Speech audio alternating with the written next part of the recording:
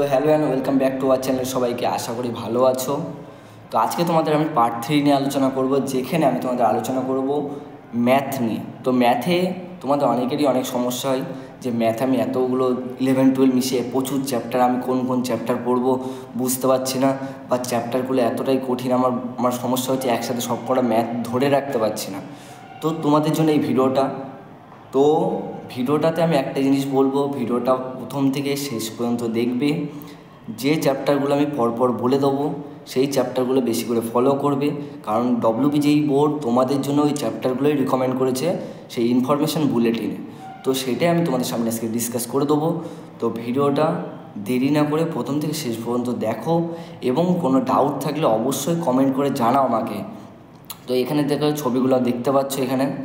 তো এই চ্যাপ্টারগুলো তোমাদেরকে ভালো করে পড়তে হবে। তো আমি সেটা নিয়েই তোমাদেরকে আজকে পুরোটা ডিসকাস করে দেবো। তো ভিডিওটা ধৈর্য সহকারে দেখো এবং চ্যাপ্টারগুলো ভালো করে খাতায় নোট করো, যাতে তোমাদেরই সুবিধা হয়। তো লেটস স্টার্ট ভিডিওটা। আমি চলো শুরু করি। তো পার্ট 3 যেটা আলোচনা করবো আমরা, পার্ট 3। তো সেখানে আমরা ম্যাথমেটিক্স নিয়ে আলোচনা করবো, যেখানে সিলেবাসের জন্য ডব্লিউবিজেই 2025। তো এখানে দেখো অ্যালজেব্রা, কমপ্লেক্স নাম্বার, তাহলে পলিনোমিয়াল ইকুয়েশান, এটা হচ্ছে প্রিন্সিপাল অফ ম্যাথমেটিক্যাল ইন্ট্রোডাকশান, তারপর বাইনোমিয়াল, তারপর ম্যাট্রিক্স, সেটস, রিলেশান অ্যান্ড হচ্ছে mapping, relation and it's properties, statics and probability, তারপরে ট্রিগোনোমেট্রি। এটা হচ্ছে তোমাদের হচ্ছে ফার্স্ট পার্টের মধ্যে এগুলো আছে। তার মধ্যে খুব ইম্পর্টেন্ট পার্ট তোমাদের ম্যাট্রিক্স পার্ট আছে, তারপরে হচ্ছে পলিনোমিয়াল ইকুয়েশান আছে, তারপরে complex number, algebra, statics and probability খুবই ইম্পর্টেন্ট। তো এগুলো হচ্ছে তোমাদের সবথেকে ইম্পর্টেন্ট পার্ট ম্যাথের প্রথম পেজ যেগুলো আছে। এবার আমরা সেকেন্ড পেজ চলে আসি। তো সেকেন্ড পেজ তোমরা যেটা দেখতে পাচ্ছ, তো সেকেন্ড পেজে দেখো কোঅর্ডিনেশন জিওমেট্রি আছে। কোঅর্ডিনেশন জিওমেট্রি অফ 3 ডাইমেনশনাল, এটা 2 ডাইমেনশনাল আছে।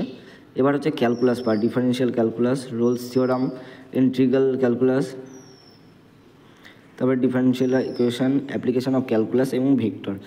তো এইগুলোর মধ্যে সবথেকে ইম্পর্টেন্ট দেখো তোমাদের ভেক্টর আছে, ডিফারেন্সিয়াল ক্যালকুলাস, রোলস থিওরাম, এবং হচ্ছে 3 ডাইমেনশনাল, 2 ডাইমেনশনাল। এগুলো সবথেকে ইম্পর্টেন্ট পার্ট আছে, যেটা তোমরা ভালো করে পড়বে।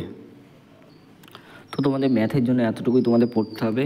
তো এগুলো খুবই ইম্পর্টেন্ট চ্যাপ্টার আছে। তো তোমরা এই চ্যাপ্টারগুলো যদি ফলো করে যাও, ম্যাথে তোমরা ভালো নাম্বার গেইন করতে পারবে, কারণ এখানে হচ্ছে ডব্লিউবিজেই তোমাদের জন্য এই চ্যাপ্টারগুলো রিকমেন্ড করছে, যেগুলো তোমরা পড়ার জন্য তোমাদেরকে বলে দিচ্ছে। 2025-এ যারা এক্সাম দেবে তারা অবশ্যই চ্যাপ্টারগুলো ভালো করে করবে, তাহলে তোমরা একটা ভালো নাম্বার গেইন করতে পারবে। তো আমি আজকে ভিডিওটা এখানে শেষ করব। তো চলো, টাটা।